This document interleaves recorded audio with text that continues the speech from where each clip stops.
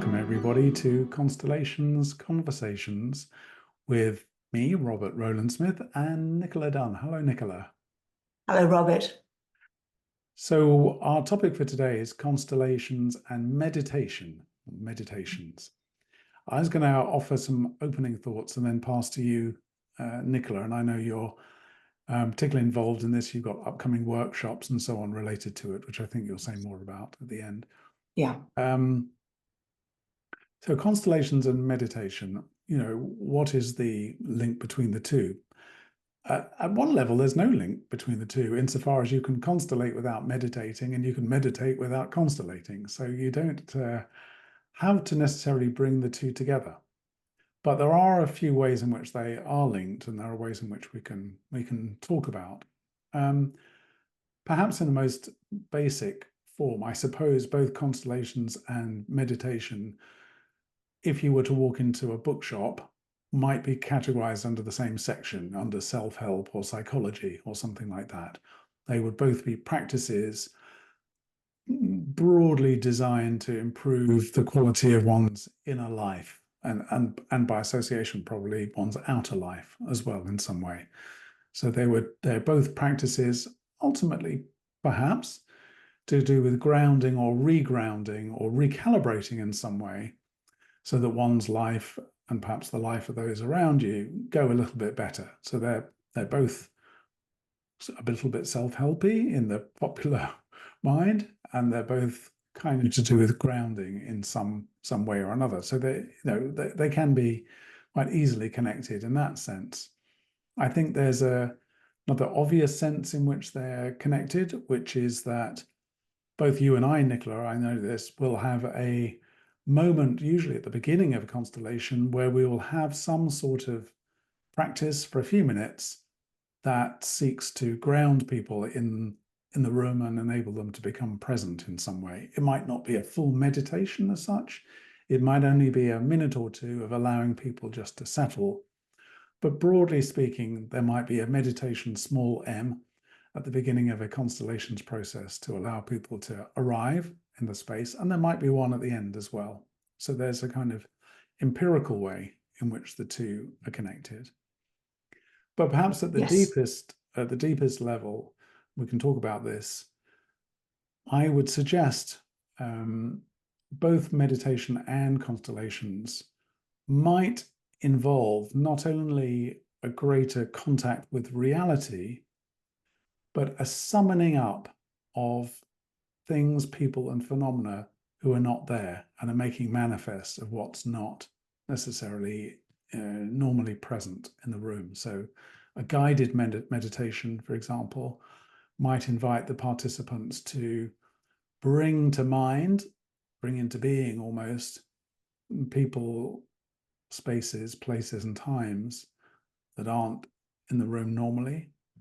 And the same goes for constellations. Constellations is partly a process that invites, welcomes the presence of other people and things, and often things that aren't normally allowed for and sometimes excluded, into the space. So there's already, even before we begin, I suppose, there's all sorts of ways in which there are connections that one could think of between these two practices. But I'm sure, Nicola, you've thought about this more than I have. Well, where do you go to? Well, just as you were talking, I was listening to you. You were bringing up a wonderful image for me, which is that perhaps our minds are a bit like, a shopping bag, a briefcase, a handbag, in the sense that we have different receipts from things we've done. We've either spent money on things or had experiences. So we have a bit of a past in our mind, which is continually recycling if those experiences are not settled. We sometimes have a diary, a phone, a planner, which is often a little bit orientated towards things we're going to do in the future. So we have thoughts that crowd in about what is going to happen, could happen, might happen. And then we have items that we use in the moment. And in a sense, our mind is always, in a sort of figure eight sense, moving between these different cycles of the past and the future. And yet there is that point where in the figure 8 where the two circles meet, which is a point of presence and centeredness. And meditation for centuries has been extremely helpful in helping us to reach that point. But of course, one's first experience of meditation is often of the handbag being turned upside down and splayed all over the floor. The beginning of meditation is often not about peace descending. It's about an awareness of the clutter that is distracting us and taking us away from the present moment. Yes, there is a kind of decluttering. I like that. Yes. And in a way, that's a large amount of what Constellations is about, isn't it? It's decluttering particularly the chatter that we might have that is full of judgments and interpretation of other people. Yes. Stories that we tell ourselves and tell other people over and over, the noise that we generate, partly as a defense against the world and other people, but which becomes very familiar to us, like having the radio on in the background and only realizing it was on when it's turned off. Yes. Constellations has a similar sort of feel, I suppose, in that way. Yes. And so as we move from meditation to constellations, in a sense, someone comes to a workshop, there is something often a little bit unsettling about the issue that they're bringing. They sort of can't quite get a purchase on it, a grip, and they bring it because they know that the constellation method has elements that can bring that which is invisible or unclear into focus. So in a sense, the issue, its sweet spot is really between the thoughts of the past and the projections into the future.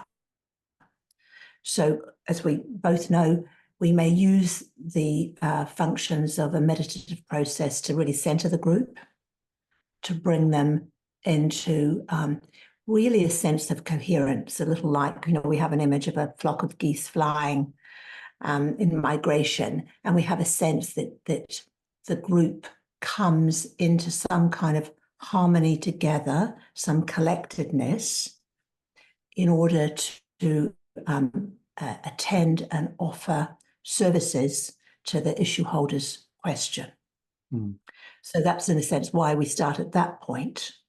But in a way, I do see constellations as a small part of the greater expanse of the meditative field. That obviously this has gone on for centuries. It is a very vast field full of many experiences. But I think constellations have their place, because we will start with that which is cluttered and unresolved and disjointed and perhaps sometimes broken. So we'll add different elements in.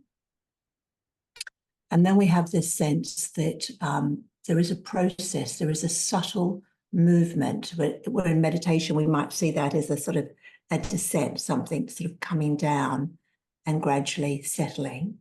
In the same way in the constellation, maybe it's a bit more circular, but there is a movement. There are movements between representatives. There are sentences offered. There might be some moments of chaos, but they all are heading towards a central point. And one of the ways we know that a constellation is complete is when we have that moment of a sort of a sense of a descent, and that we know that this is what we can do today. This is how far we go, and that something is left, that movement is left, that still point with the issue holder or seeker. That's beautifully put, Nicola, and so many things in what you just said there. One I'm going to pick up on, which is a relatively superficial point, actually. You talked about this meditation being an ancient practice. Clearly it is. But it's become also a very fashionable practice in recent times. I don't know how long, the past 10 years, 20 years maybe, and been associated with the notion of mindfulness in particular. And is much more widely practiced now. And there are lots and lots of apps, as we know, to help people meditate. And I think I just want to register a little bit of skepticism about some of that. meditation, which I think often just takes the form of people setting an alarm on their phone for 20 minutes and sitting quietly. Now, obviously, there's no harm in that necessarily, but I do wonder about things like meditation and perhaps yoga as well being incorporated as a kind of lifestyle option, which may have some benefits, but perhaps doesn't necessarily let itself be open to some of the more transformative processes that are available through kind of deeper meditation and indeed constellations. Because we talked about the theme of surrender before, and I would suggest at least that one of the defining aspects of meditation, at least in my experience of it, is a kind of surrender. And in the words of Bert Hellinger, a kind of surrendering to what is, or paraphrase of Bert Hellinger, surrendering to what is, and not always entirely peaceful. It can bring up difficulties because, the idea of mindfulness is not necessarily that one enters a state of bliss, but one enters a state of accepting what is. So if you're in a state of meditation and you hear a pneumatic drill, well, that has to be included as part of the process. It's not a process solely to be done in the bath with candles. It's not a tuning out or just a process of relaxation and chilling out for the day. I think it's a form of kind of radical inclusion of everything that is going on, around you and indeed within you. And that can include things that you might otherwise exclude as unwelcome. Yes. So, I think positionally, one of the benefits of meditation, mindfulness, and yoga practice becoming very popular is it reaches a wider group of people. One of the costs of that is that the degree of guidance varies. I'm going to put it like that. The degree of guidance will vary. And I think what's mostly important is that if people are going to be assisted in that or have teachers, that they find people where there is resonance, where they feel that they're actually living the practice. And I have, I know a lot of yoga teachers who have a very, very deep practice. The workshop I do will involve one of them. And I also have some colleagues who bring mindfulness into coaching practices, but they have a deep practice. And I know meditation teachers elsewhere. It's something about, I think there needs to be, if there is going to be guidance, it needs to come from a very resourced and steady place. I think it has become a lifestyle, and so I think choose wisely is what I would say. Choose wisely who you follow, but any of those practices have so much to offer. And it is a commitment. It's a commitment to practice, to wobble, to fall off, to come back to, and exactly as you say, it's not about excluding things.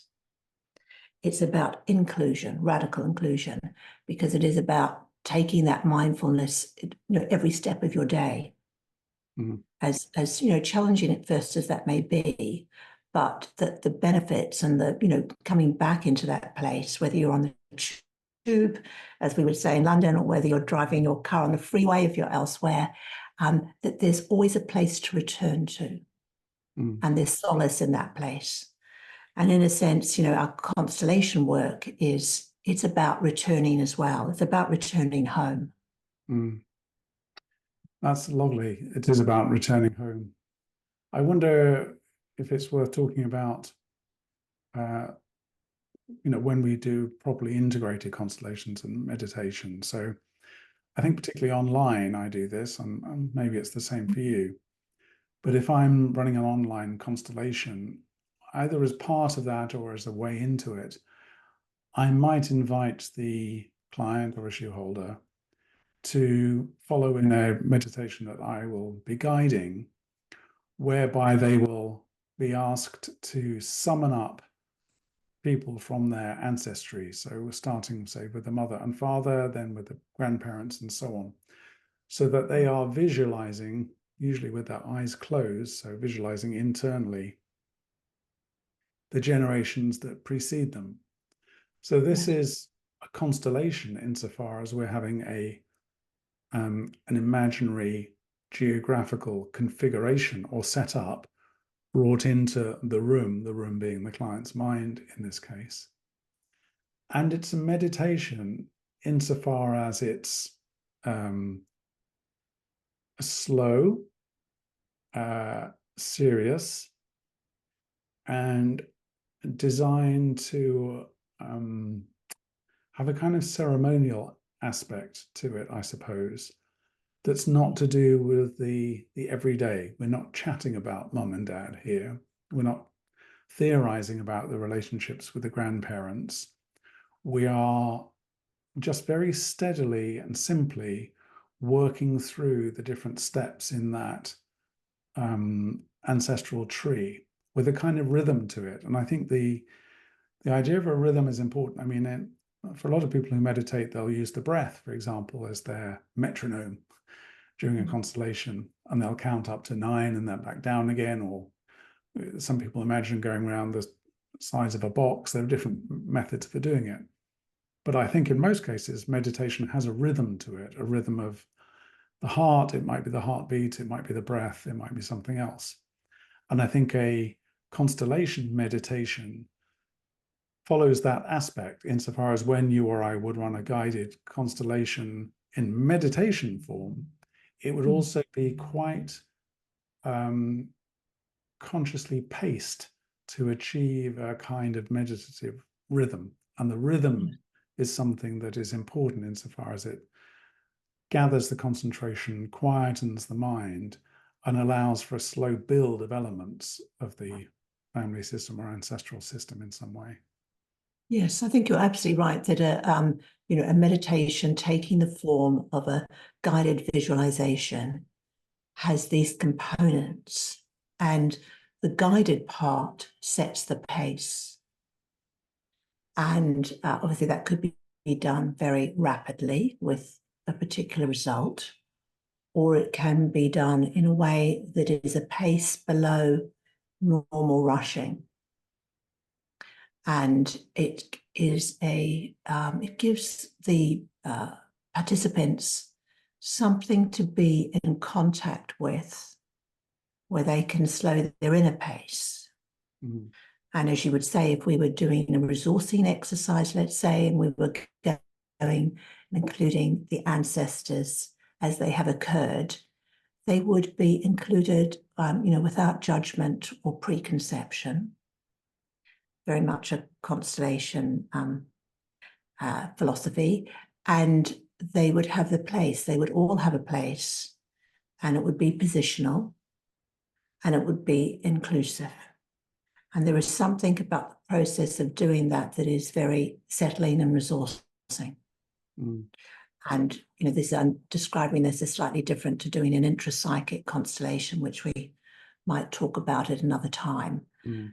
This is really a gathering of, and it's ritualistic in its approach, and it has a beginning, a middle, and an end, and a completeness. Mm. But its process is orientated towards centering our client or issue holder. Mm. And I liked your image very much of that figure of 8, the centering in the middle of the past and the present, as though the infinite loop does have a still point there somewhere. Yes. I wanted to touch on the other association of the word meditation. I was thinking, I was listening to a podcast about Marcus Aurelius the other day, and the meditations of Marcus Aurelius have been in the Waterstones top 10 since the Roman Empire, since Waterstones was founded in 300 BC or whatever. So we're also used to the phrase meditations in a philosophical tradition as well. Meditations of René Descartes, probably the other most famous one. And the reason I'm bringing that up is not to speak about Marcus Aurelius or René Descartes, but to try and make a distinction between meditation and meditations. Meditations, for me, are thought-based inquiries in a reflective mode, but nevertheless fundamentally cognitive, even analytic processes. And I'd like to be a little bit purist about it and say meditations should not be thought-based at all. And I'd even go so far as to say that constellations shouldn't be thought-based, because as soon as we're thinking too much, thinking has a habit of snagging on all of our prejudices and theories and so on and bringing them into the room. And it's very interesting, you know, when you're running a constellation and you see the issue holder having the kind of insight that we're trying to help them have. Often it's not a kind of thought-based process. They often arrive with thoughts, but they leave with something other than thoughts. They arrive with, you know, thoughts, theories, meditations, or the fruit of their, you know, nocturnal meditations. And they say, this is how it is. You know, my mother's a narcissist and blah, blah, blah. But what they're leaving with often is something perhaps more simply that's just an image, rather than the thought that goes with it. And I think perhaps that's where the compatibility between meditation and constellation really lies, is that we're shifting from thought.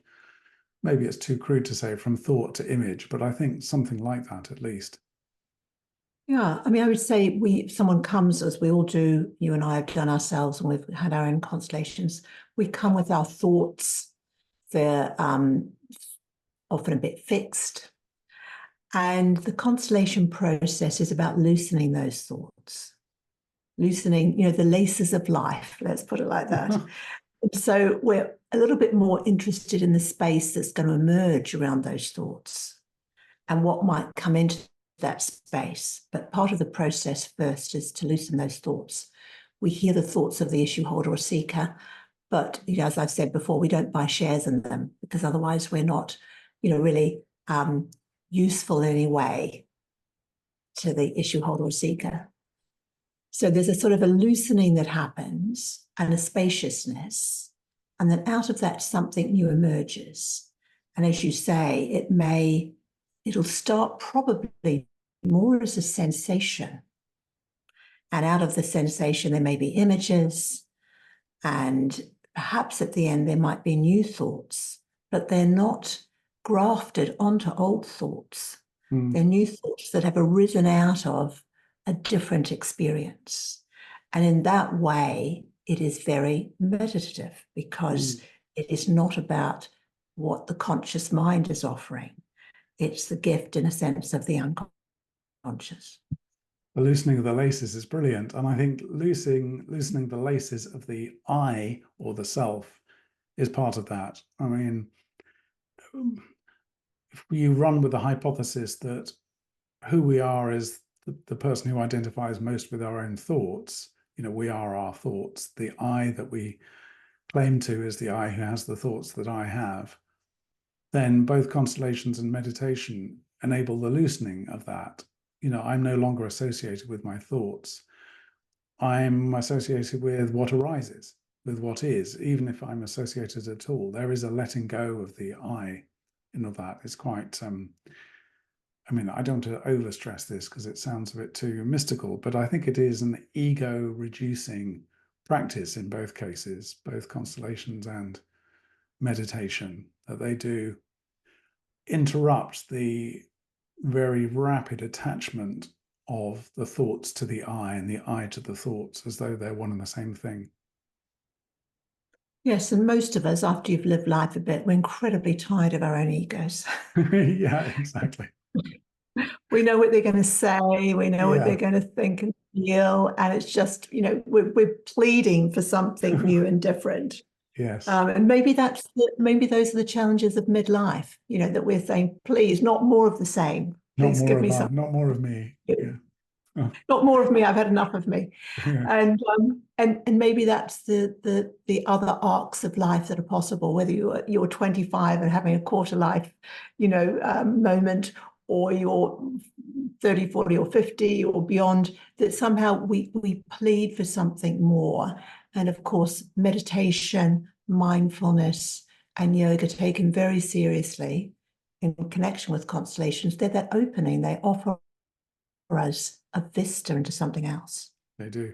Taken very seriously. I mean, I agree. And in fact, what I was saying at the beginning of this recording was that meditation ought to be taken seriously. It's not just a lifestyle choice. I think there is the other end of the spectrum too. And I'm saying this because I've had two different issue holders over the years who have meditated so much, and maybe I've even referred to one of these before, that it became like an addiction. They were meditating for hours and hours and hours every day. And addiction is, yes, it probably is the word, but actually self-punishment was probably more the case, certainly for one of them, a form of ascetic self-denial. You know, the more I meditate, the better I will be because I'm living in this pure state. And interestingly, in that particular person's case, there was a strong Catholic tradition of nuns and so on, you know, where self-denial is part of the practice. I don't think self-denial is part of the constellations process or practice. And I don't think that highly ascetic, highly rigorous form of meditation, you know, meditating at all costs, you know, unflinchingly staying cross-legged even when it hurts. I mean, I was very interested in Buddhism a while ago, and there are lots of these paradoxical Buddhist sayings. And one of the paradoxical Buddhist sayings is that Buddhism is pain in the knees, or the Buddha is pain in the knees, because you're sitting there in a lotus position, and particularly if you're a Westerner, it hurts like hell. Especially if you're a male, middle-aged Westerner, it hurts like hell, I should add. But I think, you know, that's a bit extreme, you know, when the meditation or even the constellation becomes that form of unstinting disciplinarian practice. I don't really think that's kind of what it's about. I think you're talking about something which we all struggle with, which we have an amazing capacity to, one, make anything into addiction, two, to make anything into a distraction, and three, not to really fully live our lives. And I've had a role consulting with a Buddhist monastery for a period of time, and it's always alternated, you know, with meditation, sitting meditation is always alternated with meditative daily tasks. Very physical, all the things that, you know, they sort of I think what said, chop wood, carry water. So all the things that you would do to maintain your life and the life of the community, that they're encouraged to be done in a very meditative way. But it is about living in the world, even if it is the world of the community. There is so much that needs to be done. There needs to be a lot of relating. So I think it is quite rare for people to have the experience of the full ascetic life. I mean, some people do, and they manage it very well. But I think mostly it's about applied spirituality, perhaps for our listeners and viewers. It's about how we bring those practices with stability into the lives that we're leading. Many of us have domestic lives where we have responsibilities and we're householders. So I think it is, once again, it's that figure eight in a sense. It's about bringing those forces into a balance so that they enhance and resource our life. Yeah. I'm conscious of time, Nicola. I'll hand back to you to wind up in a second, but you just reminded me of one of my favorite Buddhist sayings, which your chop wood phrase reminded me of. And the phrase is, before enlightenment, chop wood. After enlightenment, chop wood. Great. That's a beautiful way to finish. Thanks so much, Robert. I want to thank all our viewers and listeners for staying with us.